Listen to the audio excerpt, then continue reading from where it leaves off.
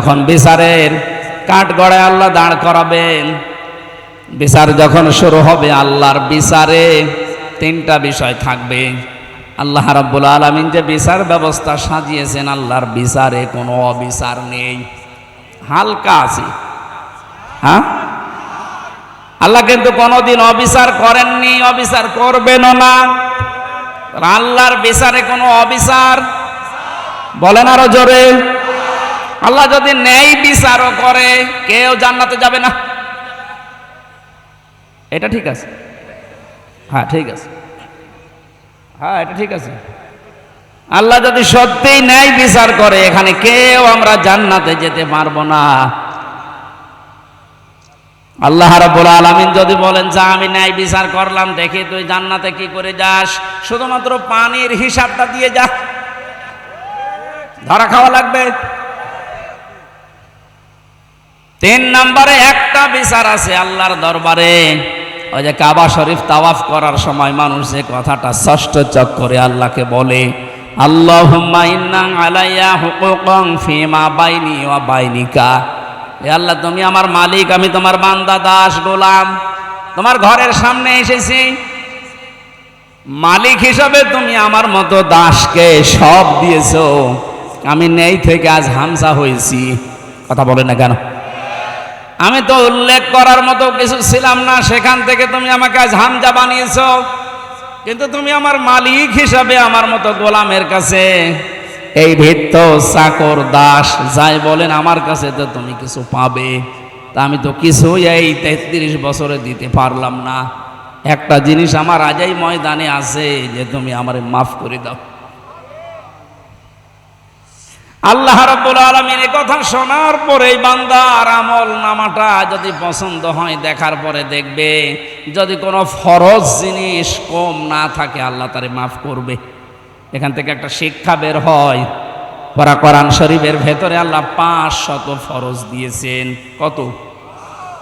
এ 500 ফরজের যদি একটাও আপনার না থাকে, যদি কম হয় এবং অবজ্ঞা, এটা আল্লাহ দেখে, তাহলে আপনার খবর আছে। ফরজ জিনিস আল্লাহ ছাড়বেন না, ফরজটা আল্লাহ ঠিক মতো দেখবেন। এই জন্য এটা রেকর্ড হচ্ছে, যত মানুষ আজ ভিডিও করছে এরা যেন এটা ছড়ায়। মানুষের জীবনে ফরজ যদি কম হয়, তার খবর আছে। এই যে আমাদের উপরে 5 ওয়াক্ত নামাজ যে ফরজ, এই যে 5 ওয়াক্ত নামাজের ভেতরে আবার ফরজ আছে 13টা। কয়টা? নামাজের বাইরে ভেতরে মিলে ফরজ কয়টা? এ 13টা ফরজের একটা ফরজ যদি আপনার আদায় হয়নি, 12টা আদায় হয়েছে, সওয়াব হবে 11টা। 12টা 5টা কি হবে? কিচ্ছু হবে না, জিরো, শূন্য, কোনো দাম নেই। এখন যদি বলেন কেন, আমি তো 12টা আদায় করেছি, একটা না এদিক ওদিক হয়েছে, অন্তত কিছু না কিছু দিক। আপনার বিবেকে কি বলে আল্লাহ দেবে? এই জবাব দেওয়া লাগবে, দেবে।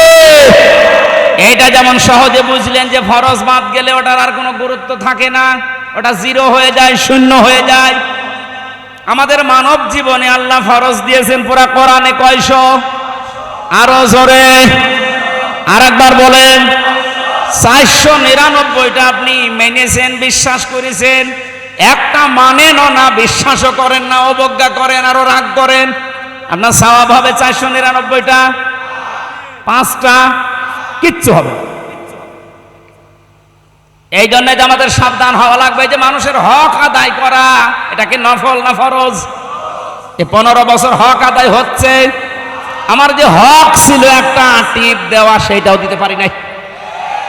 এই যে মানুষের হক আপনি নষ্ট করলেন। আর এই কথাগুলো কোরআন দিয়ে, হাদিস দিয়ে বলতে গেলে আপনার শত্রু হয়ে যায় আমি। আরে ভাই, আমি আপনাকে বাঁচাতে চাই। এখন যদি বলেন ভোট ভয়কাট্টা কোথায় পেলেন? কোথায় পেলেন মানে সূরা নিসা 5 নাম্বার পারার 6 নাম্বার পৃষ্ঠা 4-5 নাম্বার লাইনের 57-58 নাম্বার আয়াতে আছে। আল্লাহ পাক বলেন, ইন্নাল্লাহা ইয়া'মুরুকুম আন তুআদ্দুল আমানাতি ইলা আহলিহা। আমানাতি বহু বচন দিয়েছেন। যদি বিশ্বাস করতে মনে কেমন লাগে, তাহলে তাফসীর ইবনে কাসির আর মারিফুল কোরআন বাংলাটা নিয়ে আসেন, আপনাকে আমি দেখাচ্ছি। ওখানে ভয়ঙ্কর ট লেখা আছে আমানতের ব্যাখ্যায়। ওনার চাইতে আল্লামা শফি মুফতি শফি আপনার চাইতে কোরআন কম বোঝে তাই ভোট লিখেছে নাকি? কথা বলুন। আর যে উল্টিয়ে দেন, কোথায় পেলেন ভোট, কোথায় পেলেন রায়? তাহলে এই আয়াতকে আল্লাহ খেলা করার জন্য দিল। নামাজের প্রথম শিক্ষায় যখন আপনি নিতে পারেন যে 13টা ফরজের 12টা আদায় হলে একটা আদায় না হলে সব শেষ, জিরো হবে। এই যে ভোট রায় সমর্থন, এটাও তো একটা ফরজ, কোরআনে কারিমের নির্ধারিত ফরজের ভেতরে একটা। এটা আজ আপনি আদায় না করতে দিয়ে হাজার হাজার লক্ষ লক্ষ মানুষকে আপনি বঞ্চিত করলেন, আপনি কি জবাব দেবেন? আমার তো ভয় হচ্ছে। ও ভাই, আমির হামজা শুধু আপনার এই দলের লোক না, কোরআন শরীফ যেমন প্রত্যেকের জন্য, আমির হামজা সবার জন্য। আমার নির্ধারিত কোন দল এই দলের এজেন্ট না, কখনো না। আমি কোরআন প্রচার করতে আসলে আমি সবার। এজন্য বড় মায়া মহব্বত নিয়ে কথা বলছি। রাজবাড়িতে আসার সময় যদি আমি দেখি যে একটা বাচ্চা পানিতে পড়ে ডুবে মারা যাচ্ছে, তাকিয়ে দেখলাম যে এমন মানুষের বাচ্চা যে লোকটা আমার নামে মামলা দিয়েছিল, ওর জন্যে আমি 3 বছর জেল খাটলাম, বলবো ঠিক আছে মরে যাই, যাক, দরকার দোয়া করে দেব, হবে? আমার যদি ন্যূনতম বিবেক থাকে, আমার পোশাক আশাক ভিজে যায়, যাক, আমার গায়ে ময়লা লাগে, লাগুক, আগে ওই বাচ্চাটাকে বাঁচানো, এটা আমার ইমানের দাবি হবে। শত্রুর ছেলের সাথে যদি আপনি আচরণ করতে পারেন, আপনি তো আমার শত্রু না, আপনাকে আমি জাহান্নাম থেকে বাঁচাতে, জান্নাতের পথ দেখাতে এসেছি। সুতরাং এইরকম মন নিয়ে কথা শোনেন যে আপনি আসলে ভুল পথে আছেন, ভুল করে ফেলেছেন, আপনাকে বাঁচতে হবে। আল্লাহ পাক ফরজ বিষয়গুলো এজন্য আমাদের সামনে দিচ্ছেন যেন ভুল হয়ে না যায়। ভালোভাবে বারবার খেয়াল কর, যেখানে বসে আছেন এইটার আসল ফরজ বা গুরুত্বপূর্ণ জিনিস এই সামিয়ানার খুঁটি। সামিয়ানার খুঁটি না থাকলে এটাকে কেউ প্যান্ডেলই বলবে না, মঞ্চ স্টেজ বলবে। এখানে আরো জিনিস আছে, এই যে ফুলগুলো, লাইট, এই যে ক্যামেরা, এই যে সাউন্ড বক্স, এই যে 4 কাপ, এই মাইক, এগুলো না থাকলে এটা স্টেজ বলবে না। বলেন না কেন? এটা যেমন সহজে বুঝলেন যে এগুলো না থাকলেও এটা স্টেজ, খালি খুঁটি আর সামিয়ানা থাকলেই। আপনার জীবনে আসল ফরজ যেগুলো আল্লাহ কোরআনে দিলেন, কত বললাম? বলেন বলেন। এর বাইরে আরো এরকম এই ফুল, লাইট, ক্যামেরা এগুলো আছে, যেগুলো নফল, মুস্তাহাব, সুন্নাত, মুবাহ এগুলো বলা হয়। ওইগুলো আপনি জনমের মতো করেছেন, কিন্তু ফরজ বাদ, সব বাদ না। হয়তো 499টা করেছেন, একটা করেননি, আরো মানেন উনি, কেউ বলতে গেলে আপনি তারে ছেড়ে দিয়েছেন। তাহলে বলেন আপনার সওয়াব কি হবে? আপনি নিজেই বলেন। এখন যদি বলেন কই আমি হজ করেছি, আপনার হজ বাদ। নামাজ পড়েছি 6 ওয়াক্ত তাহাজ্জুদ মিলে, সব বাদ। এটা যদি না বুঝে থাকেন আমি আবার রিপিট করব, বলেন। আর যদি বোঝার পরে না বোঝার ভান করে থাকেন, এদিকে আসেন, আসেন, এটা ক্লিয়ার কিনা বলেন। এই যে মাওয়াজিন শব্দটা কোরআনে আল্লাহ দিয়েছেন, ফাআম্মা মান সাকুলাত মাওয়াজিনুহু ফাহুয়া ফি ঈশাতির রাদিয়া। এই শব্দগুলোর বিশ্লেষণ আছে। ওজন দেওয়ার জন্য আমরা যেটা জানি যে ওজন, অনেকেই মনে করে মিজান, মিজান মানে ওজন দেওয়া না, মিজান মানে মানদণ্ড। মিজান মানে কি? আমি মালয়েশিয়া কিছুদিন আগে গিয়েছিলাম, মিজানুর রহমান আজহারি, ওনারা জিজ্ঞাসা করেছিলাম যে মিজান মানে অনেকে আমাদের দেশে মনে করে দাড়ি পাল্লা, আপনি কি বলছেন? না, মিজান মানে দাড়ি পাল্লা না, মিজান মানে মানদণ্ড। পৃথিবীর প্রতিটি জিনিস পরিমাপ করার জন্য, মাপ দেওয়ার জন্য একটা আলাদা আলাদা যন্ত্র আছে না নেই? এখন যদি বলে স্টেজটা একটু মাপ দিয়ে দেন তো, এটা দাড়ি পাল্লায় তুলে দেবেন? কি দিয়ে মাপবেন? ফিতা দিয়ে। কি দিয়ে? এই যে পানি এর ভেতরে যদি বলি এইটা মেপে দেন তো, ফিতা দিয়ে মাপবেন? কেজি দিয়ে, লিটার দিয়ে? এই কথা বলেন না কেন? চাউল যদি নিয়ে এসে দিয়ে চাউল মেপে দেন, ফিতা দিয়ে মাপবেন? কি দিয়ে? প্রতিটি জিনিস পরিমাপ করার আলাদা আলাদা আলাদা যন্ত্র আছে না নেই? আর প্রতিটি যন্ত্রের নাম এক না আলাদা? এটা বুঝেছেন? কিয়ামতের ময়দানে যে আল্লাহ আপনাকে মাপবে মিজানের পাল্লায়, কি মাপবে? আমল। কি এটা জানেন তো যে আমল মাপ দেবে? মিজানের পাল্লায় কি মাপা হয়? আমল। বলেন বলেন, আরো জোরে বলেন। আমল মানে কাজ। আমল মানে,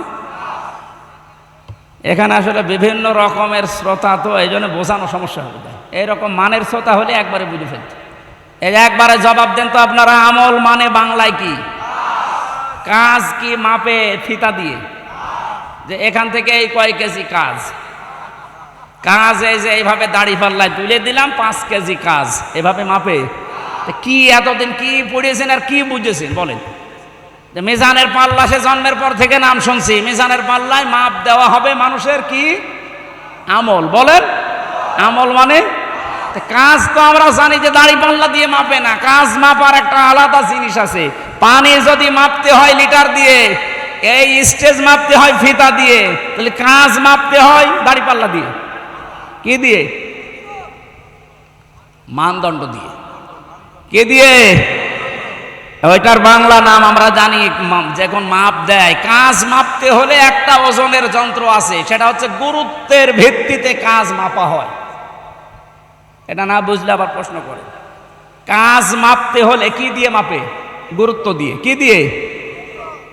না, আমার মনে হয় এখনো বোঝেন। কাজ মাপে কি দিয়ে? এ পর্যন্ত যদি ক্লিয়ার না হন আমি আয়াতে যাব না।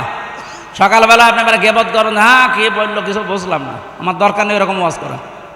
আপনি বুঝেছেন কিনা বলেন যে কাজ মাপতে হয় লিটার দিয়ে, ফিতা দিয়ে, সিসি দিয়ে, দাড়ি পাল্লায়। কি দিয়ে? গুরুত্ব দিয়ে। গুরুত্ব কি বলেন বলেন? এখন গুরুত্বের ভিত্তিতে কি? আমি সাইদকে বললাম যে কুষ্টিয়ায় যাও, যে আমার বাবার কাছে এই 5,000 টাকা দিয়ে আস। ও প্রতিমধ্যে যে দেখে মার্বেল খেলা হচ্ছে, ওই টাকা দিয়ে মার্বেল খেলে টাকা সব শেষ, ওখানে যায়নি, টাকাও দেয়নি। যদি পরবর্তীতে আব্বারে জিজ্ঞাসা করলাম এরকম একটা ছেলে পাঠিয়েছিলাম, বলে কে, তাহলে ওর প্রতি তো আমার ভালোবাসা মহব্বত আরো বেড়ে যাবে। ও আমার কথার কাজের কোনো গুরুত্ব দিয়েছে? কথা বলেন না কেন? এর ভেতরে আল্লাহর 500 গুরুত্বপূর্ণ মেসেজ আছে। আপনি জীবনে এই গুরুত্ব দিয়ে মানলেন না, এগুলো গুরুত্বহীন যেগুলো আছে, আমি ওগুলো গুরুত্বহীন বলছি এই কারণে যে ওগুলো না থাকলে আপনি মাপ পাবেন। আপনার জীবনে যদি নফল একটাও নেই, ফরজ আর ওয়াজিব যদি ঠিক থাকে, আপনাকে আল্লাহ মাফ করে দেবে। এই কথা বলেন না কেন? সারা জীবন নফল আপনি 1000 খানিক করেছেন, কিন্তু ফরজ বাদ দিয়েছেন, ওয়াজিব আপনি তরক করেছেন। আপনার আমল নামা যখন তুলবে, মাপ দেবে আল্লাহ গুরুত্বের ভিত্তিতে, ওটা হবে 0, 0, একটাও কিছু থাকবে না। এই জন্য আমাদের জীবনে ফরজ যেগুলো গুরুত্বপূর্ণ, একটাও যেন ছেড়ে না যায়। কার জন্য ছেড়ে দিচ্ছেন? যাকে খুশি করার জন্য, যাকে আনন্দে রাখার জন্য ফরজ ছেড়ে দেন। এই যে মানুষের ওপর ছেড়ে অবিচার করা, এটা হারাম কাজ। এটা কি কাজ? এই হারাম কাজ যাকে খুশি করার জন্য, যাকে শান্তিতে রাখার জন্য আপনি করলেন, তাদের কিন্তু সময় মতো জায়গা মতো পাবেন না। এই বিচারপতি মানিকের শুনলাম 900 বিঘার উপরে জমি। এটা বিচারপতি কয় টাকা বেতন পায়? সঠিকভাবে যদি বিচার করে ওই টাকা দিয়ে চলতে চায়, ও তো সংসারই ঢাকার বুকে থাকা ঠিক না। তার যদি 900 বিঘার উপরে জমি হয়, কত নম্বর লাইনে হাইটেছে লোকটা আপনি বলেন? কি হইল সেগুলো? আল্লাহ রাব্বুল আলামিন আয়াতের পরবর্তীতে জানিয়েছেন, মা আগনা আন্নি মালিয়া হালাকা আন্নি সুলতানিয়া। তার মাল সম্পদ, তার এই যে চেয়ার ছিল একটা বিচারপতির, যত কিছু ছিল দুনিয়ায়, একটাও কোনো কাছে আসলো না, উপকার করতে পারে নাই। এমনকি তার যে ক্ষমতা ছিল রায় দেওয়ার, সেইটাও এখন আর কোনো কাজে নাই, নিজে এখন কাঠগড়ায়।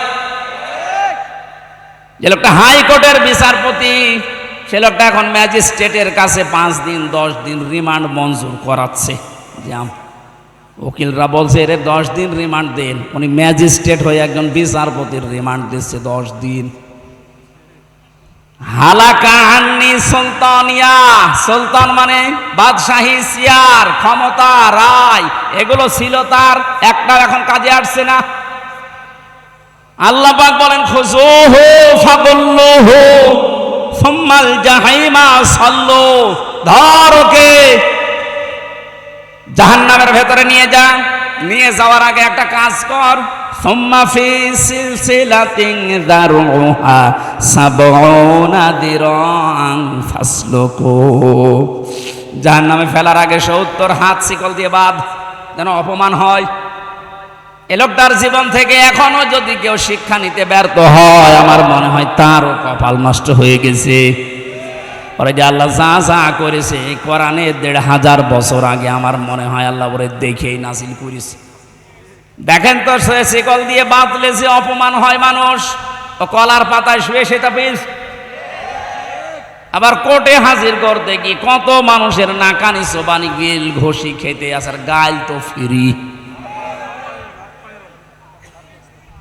আয়াতগুলো দেখেন তো কিভাবে আল্লাহ সেট করে দিয়েছিলেন। আল্লাহ পাক বলেন কেন এই কথা আমি ওদেরকে, এই অপমানজনক কথাগুলো ওদেরকে কেন শোনাচ্ছি নবী জানেন?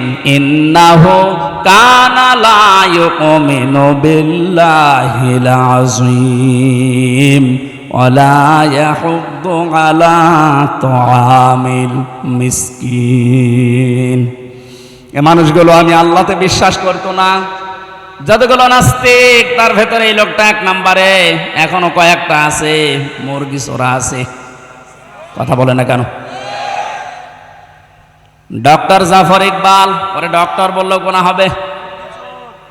আল্লাহর নবীর নাম দিয়ে সুলাইমান নবীর মতো এত বড় পুত পবিত্র নবীর নামেও বই লিখেছে ভূতের বাচ্চা সুলাইমান। এগুলোর জনগণ পায় না, তাই এখন যদি পায় এই মানিক্কার মতো, ওরা উপর দিয়ে নিচ দিয়ে মানুষ ডিমই দেবে। শয়তান বলে কোথায় আছে তা আল্লাহ ভালো জানে, বের হচ্ছে না। আজকে একটা বর্ডার পার হতে গিয়ে বিএসএফ এর গুলিতে শহীদ হয়ে গেছে। শহীদ কারণ আল্লাহতে যারা বিশ্বাস করে না এরা শহীদ হতে পারে। শহীদ এই শব্দটা অনেক দামি শব্দ। এই 5 তারিখে যারা স্বাধীনতা অর্জন করে দিল আমাদেরকে জীবন দিয়ে, এদেরকে অনেকে শহীদ বলতে চাচ্ছে না। যারা বলেন না যে এরা শহীদ হয়েছে, কোন সেন্সে আপনি বলেন না বলেন তো? এই যে আজকে পানিতে ডুবে 18 জন মারা গেল, এদেরকে যদি আপনি শহীদ বলতে পারেন, দেওয়াল চাপা পড়ে মরলে শহীদ হয়েছে, কথা আমরা হাদিসে পেয়েছি, কথা বলে না কেন? তাহলে জালেমের জুলুমের সামনে যারা জীবন দিয়ে দিল, নিজের বুকের তাজা রক্ত দিয়ে চলে গেল, আপনি তাদের শহীদই বলতে রাজি না। এরকম একটা মুক্ত পরিবেশ তৈরি করার জন্য যে মানুষগুলো জীবন দিল, গ্যারান্টি দিয়ে বলছে ওরা 100% শহীদ। শহীদদের ব্যাপারে কোনো কথা বলবেন না। ওয়ালা তাকুলু লিমান ইয়ুকতালু ফি সাবিলিল্লাহি আমওয়াত বাল আহইয়াউ ওয়ালাকিন লা তাশউরুন। আল্লাহ পাক বলেন, হে নবী, যারা আমি আল্লাহর জন্য জীবন দিয়েছে এই মানুষগুলোকে মরে গেছে কথা বলবেন না। আপনার মুখের উপরে নোটিশ জারি করলাম, শুধু আপনি না, ওয়ালা তাকুলু বহু বছর কেউ বলবি না এই কথা যে শহীদরা মরে গেছে, ওরা জীবিত। ওরা কি? আরো জোরে বলেন। কিন্তু তোমরা টের পাও না, তাই মানুষ যেহেতু কথা মুখ দিয়ে বলে, এই জন্য আল্লাহ মুখের ওপর আগে নোটিশ দিলেন। এরপরে আর একটা জায়গা আছে মানুষের অন্তর, এটা নিয়ে ধারণা করতে পারে যে না, ও মনে হয় শহীদ হয়নি। এ কথা মনে ধারণা আনবেন না। ওয়ালা তাহসাবান্নাল্লাযীনা কুতিলু ফি সাবিলিল্লাহি আমওয়াতা বাল আহইয়াউন ইনদা রাব্বিহিম ইয়ারযাকুন। আল্লাহ পাক বলেন, ধারণাও করবি না মনে মনে যে ওরা মারা গেছে, ওরা জীবিত এবং আমি আল্লাহর কাছে ওরা খাবার পায়, রিজিক পাচ্ছে। সুবহানাল্লাহ বলেন।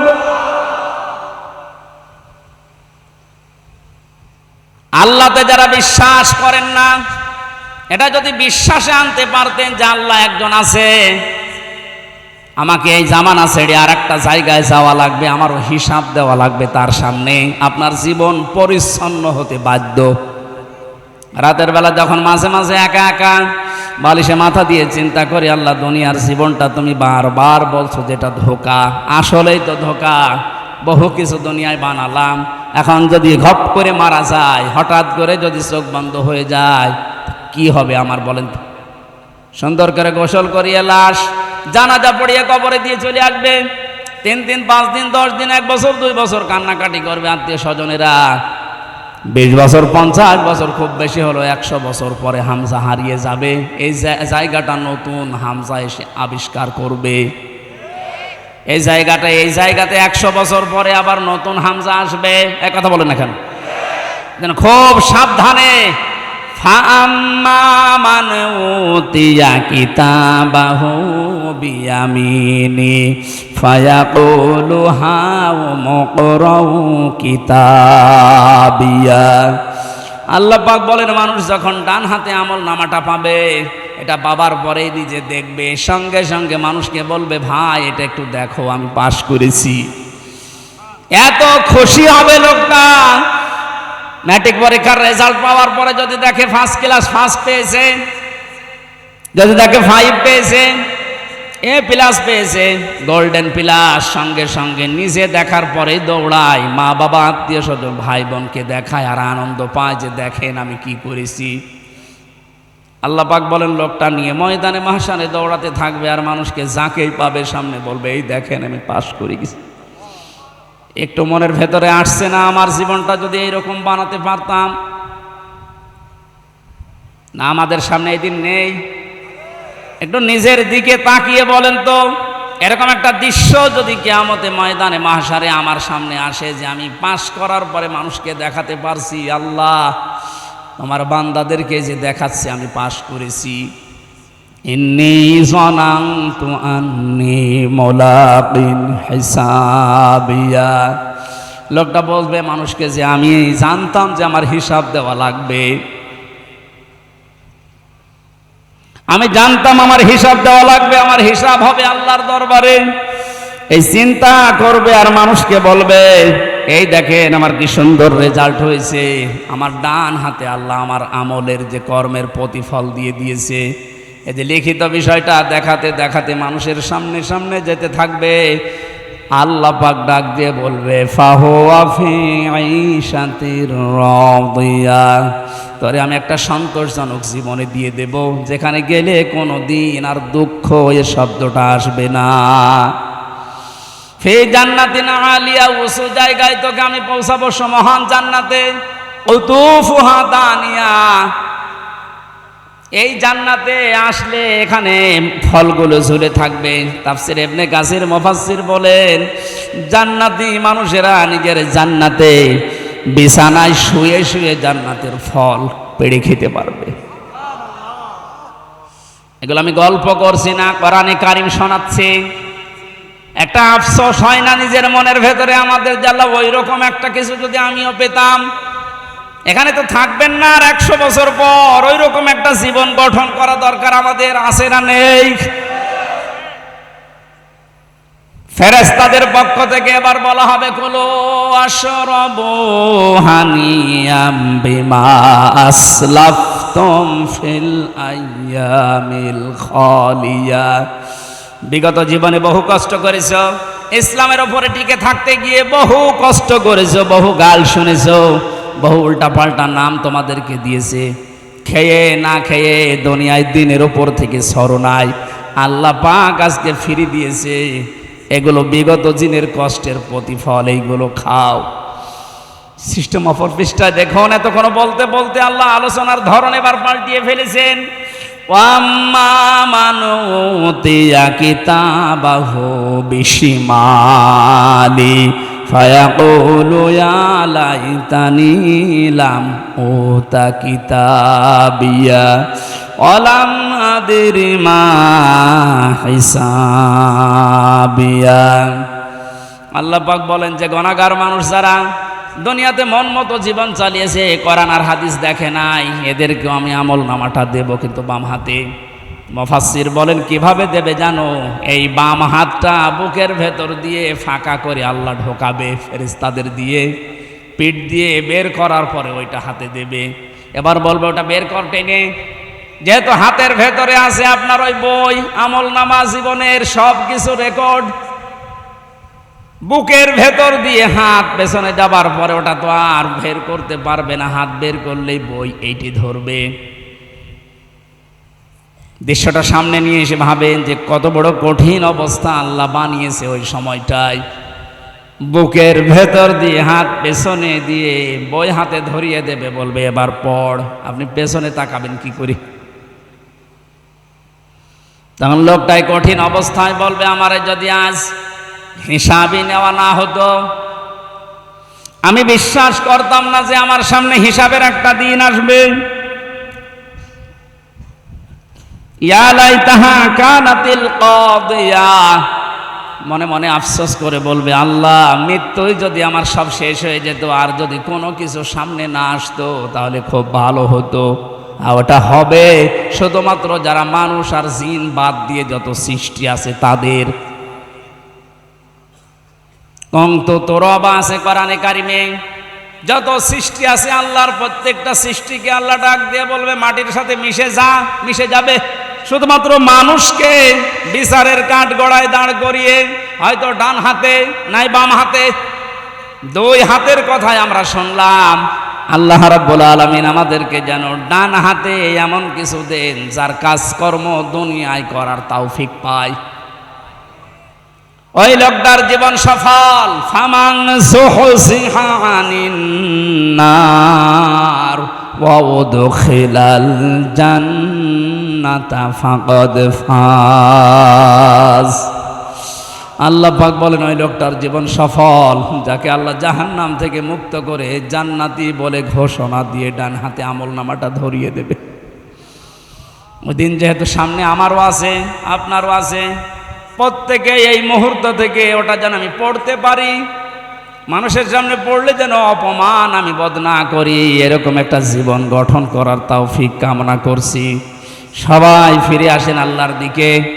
সম্মানিত মা বোনেরা, আপনাদের দায়িত্ব যেটা পরিবারে, সমাজে, রাষ্ট্রে, দায়িত্বগুলো পালন করে এমন এমন কিছু ওই কিতাবে দুনিয়াতেই লিখে রেখে যান, কিয়ামতে যেন পড়লে আপনি নিজেকেই নিজে গর্ববোধ মনে করেন। আল্লাহ আমি সহ যারাই এসেছি আমাদের জীবন তুমি এই রকম তৈরি করে দাও, বলেন আমিন। জেলখানাতে সবচাইতে বেশি মামলার আসামি দেখেছিলাম পারিবারিক জীবনের সমস্যায়। 100 জনের প্রায় 70 জন তো হবেই।